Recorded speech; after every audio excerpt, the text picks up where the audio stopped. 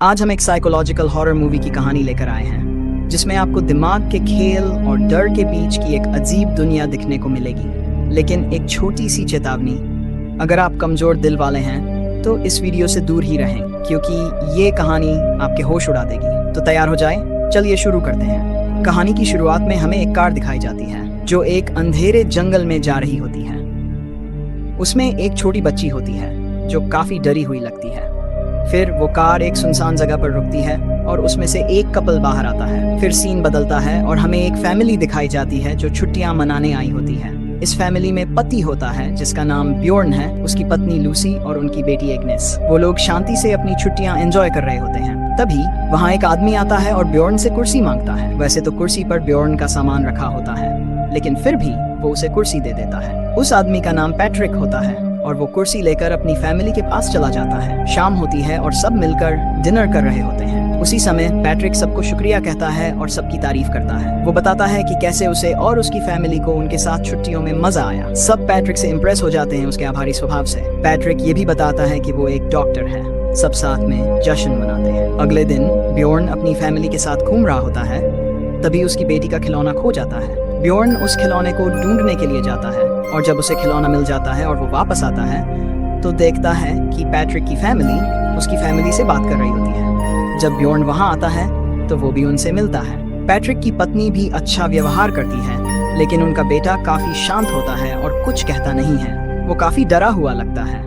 बातचीत के दौरान पैट्रिक ब्योर्न की तारीफ करता है, जिससे उनके बीच एक संबंध बन जाता है। फिर पैट्रिक उन्हें साथ में लंच के लिए बुलाता है। सब लोग लंच करने बैठ जाते हैं। पैट्रिक की पत्नी बताती है कि वो एक खूबसूरत घर में रहते हैं जो जंगल के बीच में है और उन्हें वहां आने का न्योता देती है। तभी खाना आ जाता है और तब पता चलता है कि ब्योर्न की पत्नी शाकाहारी है, क्योंकि उसे जानवरों से बहुत प्यार है। पैट्रिक इस बात पर भी उसकी तारीफ करता है, लेकिन पैट्रिक के बेटे का व्यवहार कुछ ठीक नहीं लगता। एक साथ अच्छा समय बिताने के बाद सब अपने घर वापस चले जाते हैं। फिर कुछ दिन बाद ब्योर्न के पास पैट्रिक का मेल आता है।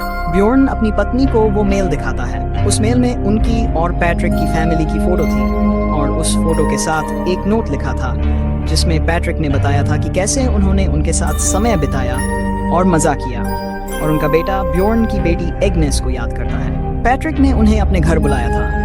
ब्योर्न और उसकी पत्नी बहुत खुश होते हैं, लेकिन ये फैसला नहीं करते कि उन्हें जाना चाहिए या नहीं। फिर उनके घर मेहमान आते हैं और बातचीत के दौरान वे बताते हैं कि कैसे एक फैमिली ने उन्हें अपने यहाँ आमंत्रित किया है। तब उनके मेहमान कहते हैं, अगर वो इतने प्यार से बुला रहे हैं तो तुम्हें जरूर जाना चाहिए। उनकी बात सुनकर ब्योर्न और लूसी फैसला करते हैं कि वे जाएंगे। छुट्टी वाले दिन वे निकल पड़ते हैं। बहुत देर तक सफर करने के बाद आखिरकार वे पैट्रिक के घर पहुंच जाते हैं, जो कि घने जंगल में और काफी सुनसान जगह पर था। पैट्रिक की पत्नी उनका घर में स्वागत करती है और उन्हें पूरे घर का टूर देती है। लूसी को घर बहुत अच्छा लगता है। फिर वह उन्हें उनका कमरा दिखाती है और एग्नेस के लिए भी एक छोटा बिस्तर अपने बेटे के कमरे में लगाती है, लेकिन वह बिस्तर जमीन पर बिछा देती है।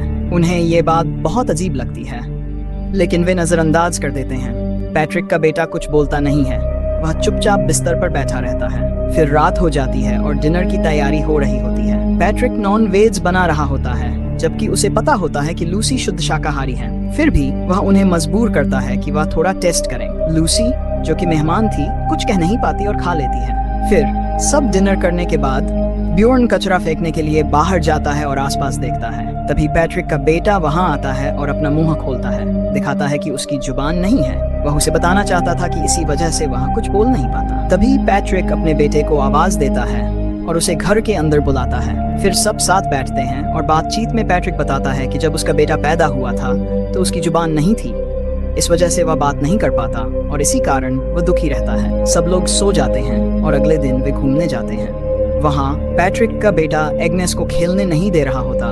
वह स्लाइड पर बैठ जाता है और एग्नेस स्लाइड नहीं कर पाती। ये देखकर पैट्रिक अपने बेटे को डांटता है और उसे माफी मांगने के लिए कहता है। ये बात लूसी को बिल्कुल पसंद नहीं आती कि कैसे एक पिता अपने बेटे से ऐसा व्यवहार कर सकता है। फिर वह अपने पति से कहती है, हमें यहाँ से चले जाना चाहिए, मुझे ये जगह कुछ ठीक नहीं लग रही। तभी पैट्रिक की पत्नी आती है और उन्हें रात के डिनर के लिए आमंत्रित करती है। लूसी को एहसास होता है कि वह कितना गलत सोच रही थी और फिर सब डिनर के लिए चले जाते हैं। और जब वे लोग डिनर के लिए निकलते हैं तब वहाँ एक आदमी आता है। असल में वह बेबी सिटर होता है। पैट्रिक की पत्नी बताती है कि वे बच्चों को साथ नहीं ले जा रहे हैं। ये बात लूसी को पसंद नहीं आती, लेकिन आखिरी समय में वह कुछ कर नहीं सकती थी। मजबूरन उसे अपनी बेटी को छोड़ना पड़ता है। चारों लोग डिनर के लिए निकल जाते हैं और एक छोटे से ठेके पर पहुंचते हैं खाने के लिए, जहां पैट्रिक शराब मंगवाता है और देर तक अच्छा खाना चलता रहता है। दोनों खुश होते हैं और सोचते हैं कि ये लोग अच्छे हैं।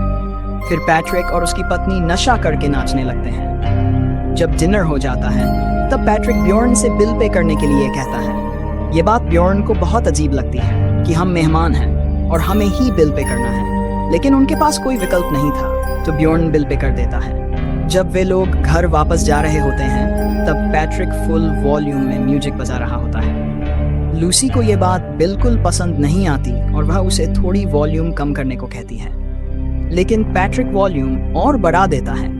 लूसी को बहुत गुस्सा आता है और वह जोर से चिल्लाकर कहती है, वॉल्यूम कम करो।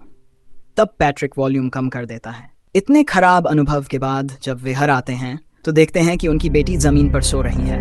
ये देखकर लूसी बहुत दुखी होती है कि कैसे उनकी फैमिली की बेइज्जती की जा रही है। फिर लूसी नहा रही होती है और नहाने के बाद वह ब्जॉर्न के पास जाती है और दोनों रोमांस कर रहे होते हैं। उसी बीच उनकी बेटी वहां आती है, लेकिन दोनों मस्ती में इतने डूबे होते हैं कि उन्हें उसकी आवाज सुनाई नहीं देती। आधी रात को लूसी जागती है और अपनी बेटी को देखने जाती है, लेकिन वह वहां नहीं होती। फिर वह पैट्रिक के कमरे में देखने जाती है, जहां पर वह देखती है कि उनकी बेटी पैट्रिक के बिस्तर पर सोई हुई है और पैट्रिक बिना कपड़ों के उसी बिस्तर पर सोया हुआ है। ये देखकर लूसी घबरा जाती है। वह अपनी बेटी को लेकर सीधे ब्जॉर्न के पास जाती है और कहती है, हम अभी के अभी यहाँ से निकल रहे हैं, ये जगह मुझे अब बिल्कुल पसंद नहीं।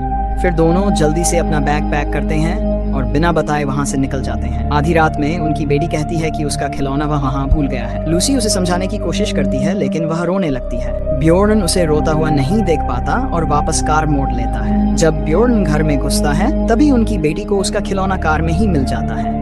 ये बात बताने के लिए लूसी अंदर जाती है, लेकिन वहाँ पैट्रिक मिल जाता है। पैट्रिक उनसे पूछता है, बिना बताए आप क्यों चले गए? क्या हमने कोई गलती की? हमने मेहमान नवाजी में कोई कमी छोड़ी? तब लूसी सब कुछ बता देती है। मैं एक वेजिटेरियन हूँ, लेकिन आपने सिर्फ नॉन वेज खिलाया, हमें एक छोटा सा कमरा दिया और सबसे जरूरी बात, मेरी बेटी को जमीन पर सुलाया और फिर अपने बिस्तर पर। पैट्रिक की पत्नी शांत स्वर में कहती है, हम भूल गए थे कि आप वेजिटेरियन हैं और हमने आपको जबरदस्ती नहीं खिलाया, आपने अपनी मर्जी से खाया। कमरे की बात करें तो हमारा पूरा घर छोटा है और आपकी बेटी को जमीन पर इसलिए सुलाया क्योंकि हम चाहते थे कि दोनों बच्चे साथ रहें और मजा करें। और जहाँ तक हमारे बिस्तर की बात है, एग्नेस आपके पास आई थी सोने के लिए और चिल्ला रही थी, लेकिन आप दोनों किसी और काम में बिजी थे, इसलिए हमने उसे अपने साथ सुला लिया।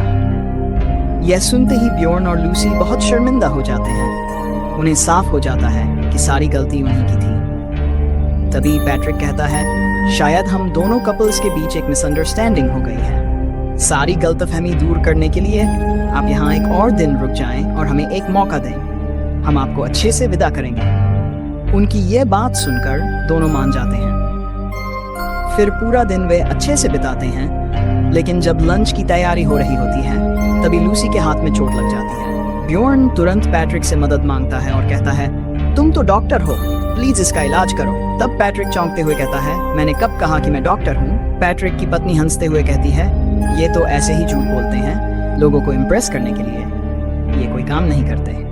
ब्जॉर्न और लूसी को यह सुनकर बहुत अजीब लगता है, लेकिन वे कुछ नहीं कहते। फिर वे सब लंच के लिए बैठते हैं। लंच के दौरान पैट्रिक की पत्नी बार बार बिना आवाज किए लूसी की बेटी को खाना खाने के लिए इशारा करती है। ये देखकर लूसी का पारा चढ़ जाता है। वह गुस्से में कहती है, मेरी बेटी को मत बताओ कि उसे क्या करना है। पैट्रिक की पत्नी सॉरी बोलती है, लेकिन माहौल थोड़ा तनावपूर्ण हो जाता है। उसके बाद सब बच्चे डांस करने लगते हैं। एग्नेस बहुत अच्छा डांस कर रही होती है, लेकिन पैट्रिक का बेटा उतना अच्छा नहीं कर पा रहा होता। पैट्रिक उसे बार बार एग्नेस जैसे डांस करने के लिए कहता है, लेकिन बच्चा कर नहीं पाता। ये देखकर पैट्रिक अपने बेटे के पास जाता है और उसे बहुत बुरी तरह से समझाता है, तुम्हें ऐसे डांस करना चाहिए, ये बहुत आसान है। लेकिन बच्चा फिर भी नहीं कर पाता। पैट्रिक का गुस्सा बढ़ जाता है और वह हाथ में पकड़ा हुआ मग जोर से तोड़ देता है। ये देखकर ब्जॉर्न आगे आता है और उसे समझाते हुए कहता है, तुम ऐसे नहीं बोल सकते, इतनी सी बात पर इतना गुस्सा क्यों? लेकिन पैट्रिक उसे पूरी तरह इग्नोर करता है और वापस म्यूजिक प्ले कर देता है। ये सब देखकर लूसी गुस्से में बाहर आ जाती है। उसे अब और बर्दाश्त नहीं होता। रात हो जाती है, सब सो जाते हैं, लेकिन ब्योर्न को नींद नहीं आती। तभी अचानक उसे टीवी की आवाज सुनाई देती है। वह उसे बंद करने के लिए उठता है, लेकिन जैसे ही वह टीवी बंद करता है, उसकी नजर एक शेड पर जाती है जो थोड़ा खुला हुआ होता है और अंदर लाइट जल रही होती है। उसे कुछ अजीब महसूस होता है, तो वह शेड की तरफ बढ़ता है। जैसे ही वह अंदर जाता है, वह पूरी तरह से शॉक हो जाता है। वहाँ हर जगह फैमिली का सामान बिखरा हुआ होता है, बहुत सारे कपड़े, खिलौने और तस्वीरें। वह तस्वीरें ध्यान से देखता है और ठिठक जाता है।